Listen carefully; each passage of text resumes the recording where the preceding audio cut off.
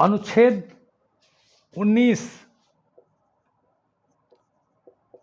19 प्रत्येक व्यक्ति को मत और विचार व्यक्त करने की स्वतंत्रता,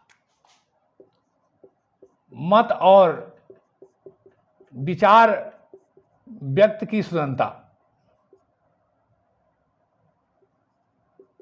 प्रत्येक व्यक्ति को मत और विचार व्यक्त करने की स्वतंत्रता, अपने सीमाओं में राज्य के भौगोलिक सीमाओं में सूचना मांगने, प्राप्त करने, देने की स्वतंत्रता इत्यादि शामिल है। यानी मत और विचार की स्वतंत्रता अनुच्छेद 19 का महत्वपूर्ण तत्व है। भौगोलिक सीमा में अपने एक उचित माध्यम से सूचना मांगने इत्यादि का अधिकार की स्वतंत्रता शामिल है। सूचना मांगना,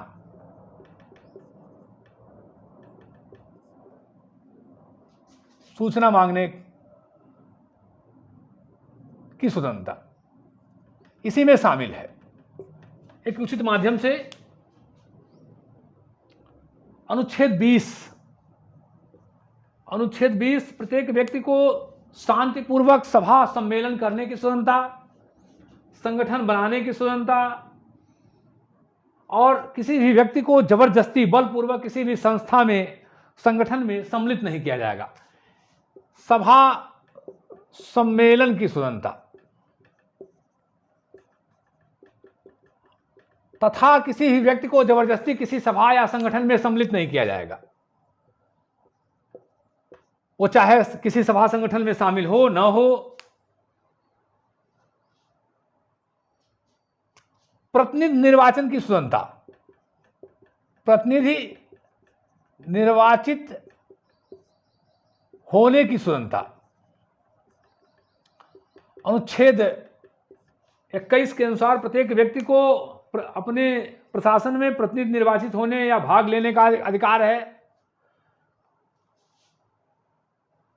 सरकारी सेवाओं में समान सुविधा,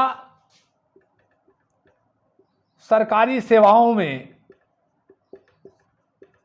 समान सुविधा, कोई भेदभाव नहीं होगा, समान सबको सुविधा प्राप्त होगी का अधिकार होगा।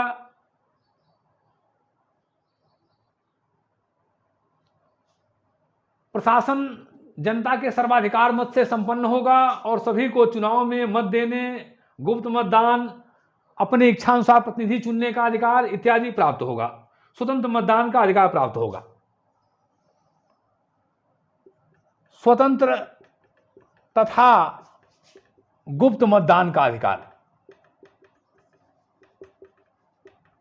वह स्वयं भी प्रतिनिधि बन सकता है, मत दे सकता है,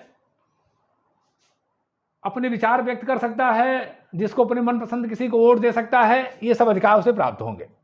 वो चाहे स्वयं प्रत्याशी हो जाए। अनुच्छेद 22 सामाजिक सुरक्षा का अधिकार, सामाजिक सुरक्षा, सामाजिक सुरक्षा का अधिकार प्राप्त होगा प्रत्येक व्यक्ति को।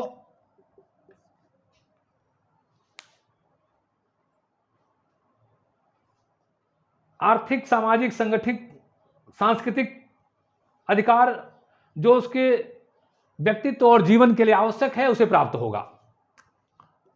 अनुच्छेद 23 प्रत्येक व्यक्ति को काम करने, जीविका चुनने, अपने मनपसंद का वो कोई भी व्यवसाय, उद्यम चुन सकता है, चुनने का अधिकार होगा। अनुकूल परिस्थितियां पे प्राप्त करने का अधिकार होगा। बेकारी में इत्यादि में उसे मदद मिलेगी, सुरक्षा मिलेगी, काम की परिस्थितियां उचित होंगी, समान काम का समान वेतन होगा। यदि समान काम है तो समान वेतन की व्यवस्था होगी और प्रत्येक व्यक्ति को अपनी रुचि के अनुसार अपना काम चुनेगा, पेशा चुनेगा, उसकी उचित परिस्थितियां होंगी, समान काम के लिए समान वेतन होगा, अनुकूल उचित पारिश्रमिक पाने का अधिकार होगा, जिससे मानवीय प्रतिष्ठा को उचित ढंग से कायम किया जाए। यानी हर तरह के उसे सामाजिक संरक्षण प्राप्त होगा। उसे किसी भी ट्रेड यूनियन बनाने का, शामिल होने का, ट्रेड यूनियन कोई भी संगठन बनाने का अधिकार होगा, उसमें शामिल होने का अधिकार होगा, काम करने का अधिकार होगा, चाहे तो ना शामिल हो इसका भी अधिकार होगा। अनुच्छेद 24,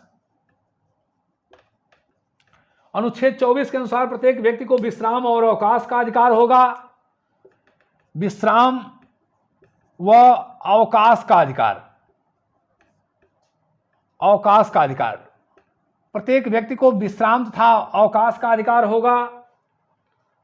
काम के घंटे निश्चित होंगे। सवैतनिक अवकाश, सवैतनिक अवकाश, उसे वेतन सहित अवकाश मिलेगा, काम के घंटे तय होंगे इत्यादि की बात की गई। अनुच्छेद 25, तो कुल इसमें 30 धाराएं हैं, 24 धाराओं की हम लोग चर्चा कर चुके हैं। अनुच्छेद 25, अनुच्छेद 25 के अनुसार प्रत्येक व्यक्ति को अपना जीवन स्तर कायम करने का अधिकार, जीवन स्तर कायम करने का अधिकार, प्रत्येक व्यक्ति को अपना जीवन स्तर कायम करने का अधिकार होगा। स्वास्थ्य, सुख इत्यादि की पर्याप्त वृद्धि का अधिकार होगा। भोजन, निवास इत्यादि, बेकारी, बीमारी इत्यादि असमर्थता में उसे आवश्यक सहायता प्राप्त होगी।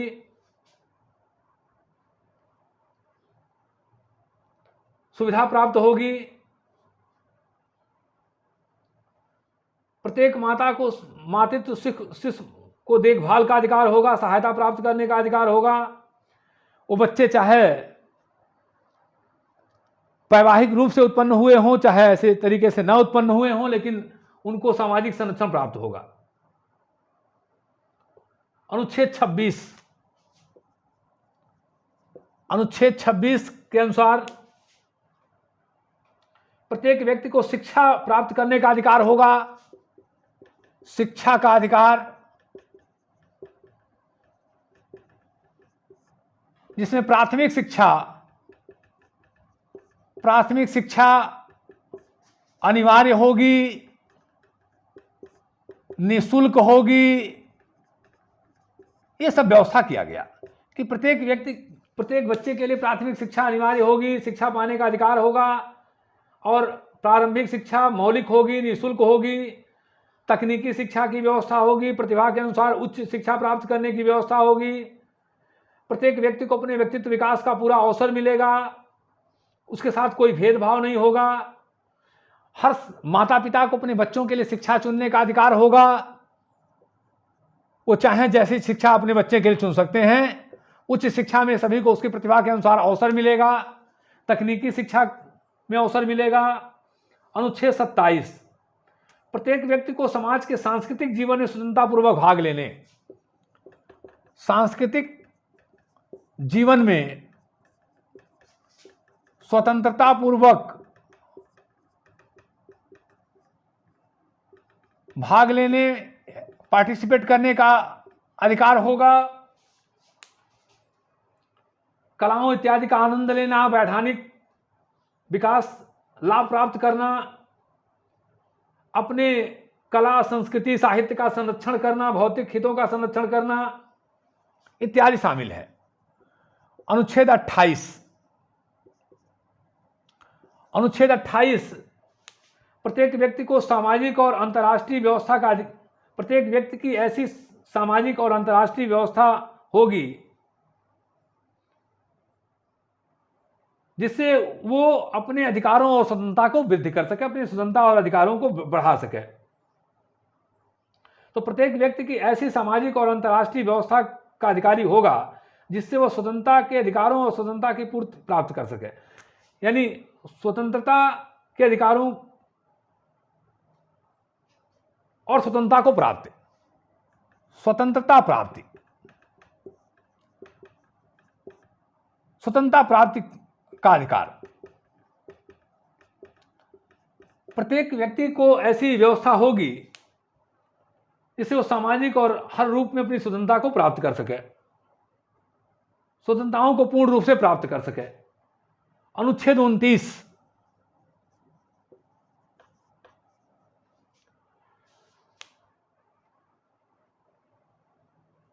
तो 28 में ऐसी घोषणा, ऐसी व्यवस्था होगी जिससे अपनी उस पूर्ण स्वतंत्रता को प्राप्त कर सके। अनुच्छेद 29,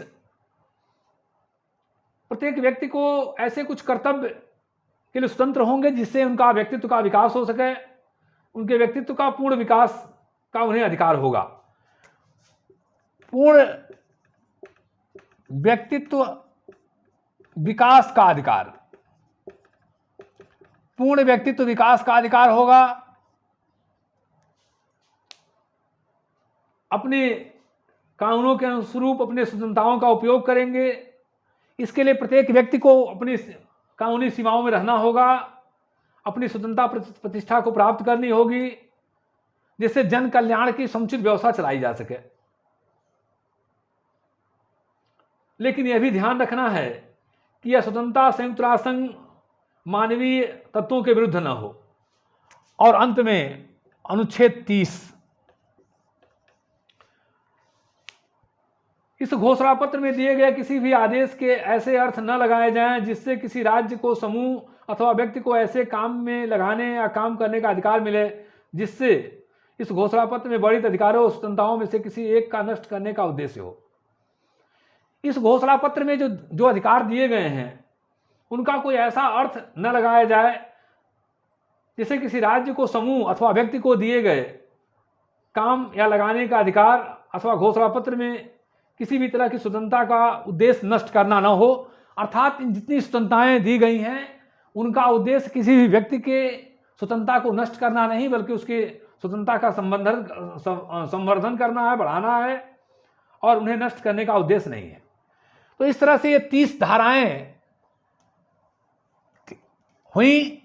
इन धाराओं को बड़ा महत्व है और मानव अधिकारों की इस धाराओं को मानवता का दमकल कहा गया। मानवता का या मानवतावाद का दमकल कहा गया। दमकल कहा गया कि ये मानवतावाद के दमकल हैं, ऐसा कहा गया कि ये मानवतावाद के दमकल हैं। चार्ल्स मलिक ने कहा, चार्ल्स मलिक के अनुसार यह घोषणा पत्र केवल प्रस्ताव मात्र न होकर, यह घोषणा पत्र केवल प्रस्ताव मात्र न होकर, यह घोषणा पत्र केवल प्रस्ताव मात्र न होकर संयुक्त राष्ट्र संघ के चार्टर का अंग है। संयुक्त राष्ट्र संघ के चार्टर का अंग है, ऐसा मानना है चार्ल्स मलिक का कि यह घोषणा पत्र केवल प्रस्ताव मात्र न होकर संयुक्त राष्ट्र संघ के चार्टर का घोषणा पत्र है। तथा श्रीमती रूजवेल्ट, अभी मैं चर्चा किया था उनकी, श्रीमती रूजवेल्ट ने इसे मानव समाज का मैग्ना कार्टा कहा। मानव समाज का मैग्ना कार्टा, मैग्ना कार्टा कहा। मैग्ना कार्टा, मानव समाज का मैग्ना कार्टा। तो इस तरह से अधिकारों का बहुत ही महत्वपूर्ण है, स्थान है, और इनके माध्यम से अब पूरी दुनिया में मानव अधिकारों को व्यवस्थित करने का प्रयास किया गया। अब हम थोड़ी चर्चा करेंगे मानव अधिकारों, संयुक्त राष्ट्र महासभा द्वारा पारित अन्य मानवाधिकार कानून। संयुक्त राष्ट्र महासभा द्वारा पारित अन्य कानून जो मानवाधिकारों को मजबूत करते हैं, जिनमें मुख्य रूप से ICERD, संयुक्त राष्ट्र महासभा द्वारा पारित अन्य मानवाधिकार कानून, संयुक्त राष्ट्र महासभा द्वारा पारित अन्य मानवाधिकार कानून, अन्य मानवाधिकार कानून। इसके अलावा भी संयुक्त राष्ट्र महासभा ने अन्य बहुत सारे कानूनों को पारित किया जिससे मानवाधिकार कानून को प्रभावी और मजबूत बनाया जा सके समय समय पर, जिसमें पहला है ICERD,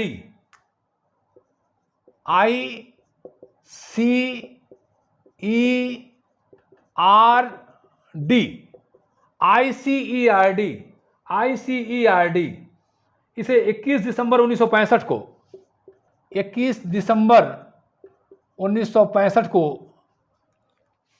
प्रभावी किया हुआ। ये 21 दिसंबर 1965 को प्रत्येक प्रकार के जाति भेदभाव को समाप्त की घोषणा की गई। प्रत्येक प्रकार के जाति भेदभाव को समाप्त की घोषणा की गई।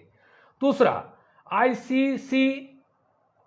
ICCPR, ICCPR 16 दिसंबर 1966, 16 दिसंबर 1966 में प्रभावी हुआ। नागरिक और राजनीतिक अधिकारों का अंतर्राष्ट्रीय अभिसमय, नागरिक और राजनीतिक अधिकारों का अंतर्राष्ट्रीय अभिसमय। तीसरा ICESCR,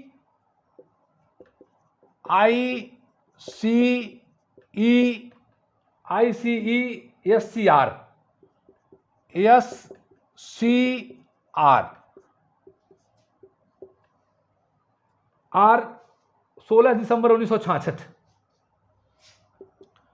16 दिसंबर 1966। आर्थिक, सामाजिक और सांस्कृतिक अधिकारों का अंतर्राष्ट्रीय अभिसमय, आर्थिक, सामाजिक और सांस्कृतिक अधिकारों का अंतर्राष्ट्रीय अभिसमय। चौथा CEDSW, CEDSW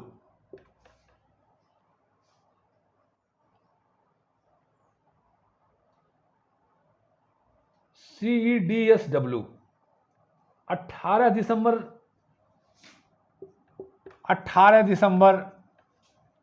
1979।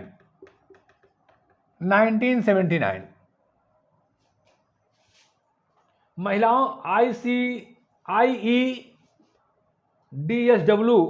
महिलाओं के प्रति सभी भेदभावों को समाप्त करने का समय, महिलाओं को के प्रति सभी भेदभावों को समाप्त करने का नियम 18 दिसंबर 1979। पांचवा CAT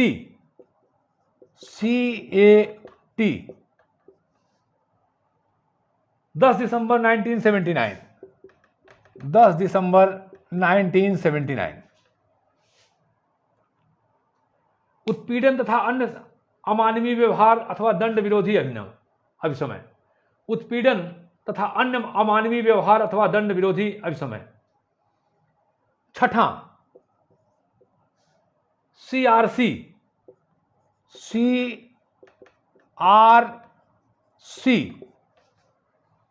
बाल अधिकारों का अभिसमय 20 नवंबर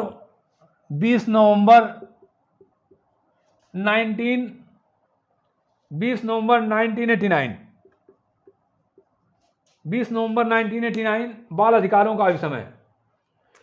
सातवां ICRMW, ICRMW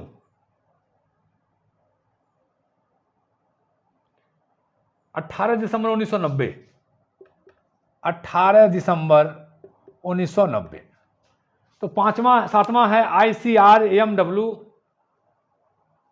सभी अप्रवासी मजदूरों तथा उनके परिवारों के सदस्यों के अधिकारों के संरक्षण का अंतर्राष्ट्रीय अभिसमय, सभी अप्रवासी मजदूरों तथा उनके परिवारों के सदस्यों के अधिकारों के संरक्षण का अंतर्राष्ट्रीय अभिसमय।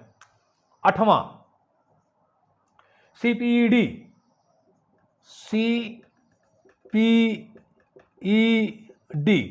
CPED 20 दिसंबर 2006, 20 दिसंबर 2006। बाध्यकारी तरीकों से लापता व्यक्तियों के संरक्षण हेतु अंतर्राष्ट्रीय अभिसमय। बाध्यकारी तरीके से लापता व्यक्तियों के संरक्षण हेतु अंतर्राष्ट्रीय अभिसमय CRPD, 9वां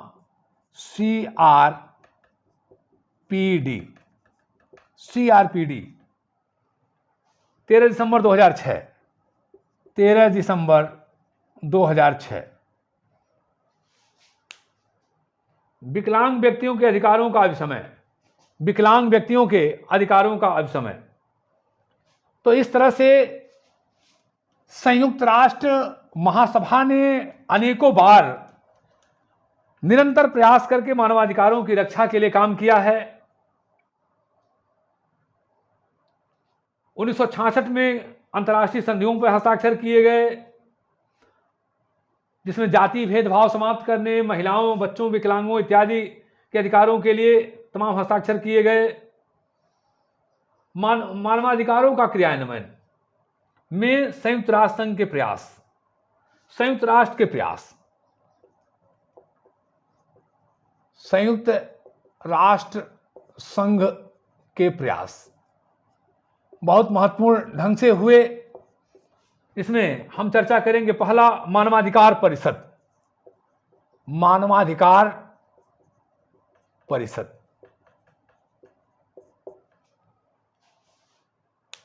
मानवाधिकारों और लोकतंत्र की रक्षा के लिए संयुक्त राष्ट्र संघ के द्वारा अनेक प्रयास हुए, जिसमें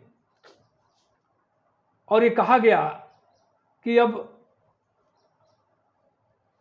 लोकतंत्र की रक्षा के लिए आवश्यक है कि किसी के देश के आंतरिक मामलों में हस्तक्षेप न किया जाए अनावश्यक रूप से, और जहां आवश्यक हो वहां हस्तक्षेप किया जाए, जहां आवश्यक हो वहां हस्तक्षेप किया जाए। जहां संयुक्त राष्ट्र संघ को लगता है कि मानवाधिकारों का उल्लंघन हो रहा है, मानव स्वतंत्रता का उल्लंघन हो रहा है, वहां संयुक्त राष्ट्र संघ किसी भी देश के आंतरिक मामलों में हस्तक्षेप कर सकता है। तो पहला प्रयास किया गया मानवाधिकार परिषद का, जिसके लिए वैश्विक स्तर पर पालन करने के लिए 1946 में मानवाधिकार आयोग की स्थापना किया गया। 1946 में मानवाधिकार आयोग की स्थापना किया गया, जिसे हम कहते हैं UNHRC, United nation human rights council. मानवाधिकार आयोग का स्थापना किया गया,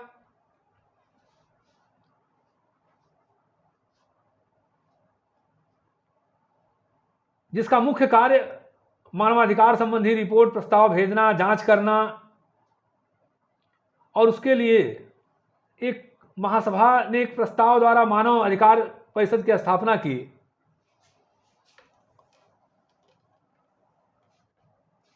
15 मार्च 2006 को अस्तित्व में आई। 15 मार्च 2006 को अस्तित्व में आई।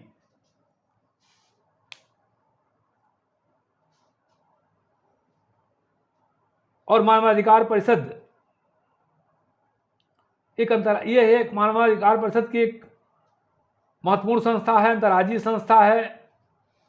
47 देश इसमें होते हैं, जिनका निर्वाचन महासभा द्वारा 3 वर्षों के लिए होता है। मानवाधिकारों के संरक्षण के लिए बहुत उत्तरदायी हैं, और यदि कोई देश मानवाधिकारों का उल्लंघन करता है तो उसके विरुद्ध सुरक्षा परिषद उसके विरुद्ध सैनिक कार्रवाई कर सकती है। दूसरा, मानवाधिकार उच्चायुक्त। मानवाधिकार उच्चायुक्त, मानवाधिकार उच्चायुक्त, इसकी स्थापना 1993 में महासभा द्वारा किया गया।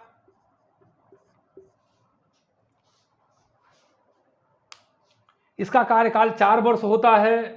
इसका मुख्य कार्यालय जेनेवा में है, जेनेवा, और इसका सहायक कार्यालय न्यूयॉर्क में भी है।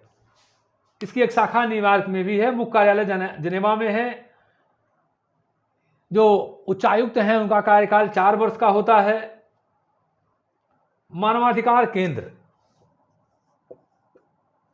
मानवाधिकार केंद्र,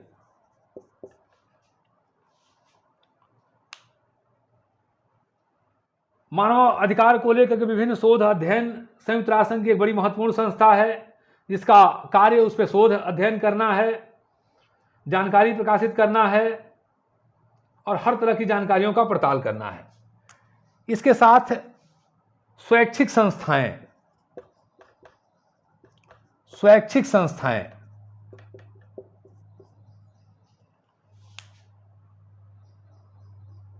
अंतर्राष्ट्रीय स्तर बहुत सारी स्वैच्छिक संस्थाएं हैं जिसमें कार्य करती हैं। एक महत्वपूर्ण है amnesty international,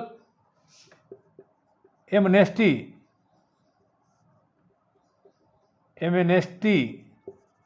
international, amnesty international सर्वाधिक महत्वपूर्ण है, जिसकी स्थापना 1961 में की गई। इसकी स्थापना 1961 में की गई। अपनी यह प्रतिवर्ष रिपोर्ट तैयार करती है। ह्यूमन राइट वॉच एक संस्था है जो मानवाधिकारों को लेकर बहुत काम करती है। उसके प्रचार प्रसार, उसके संरक्षण के लिए महत्वपूर्ण कार्य करती है। इस तरह से राष्ट्रीय अंतर्राष्ट्रीय स्तर पे भारत में people's union for civil liberties,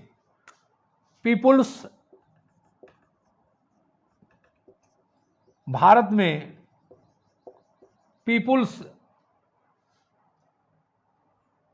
union for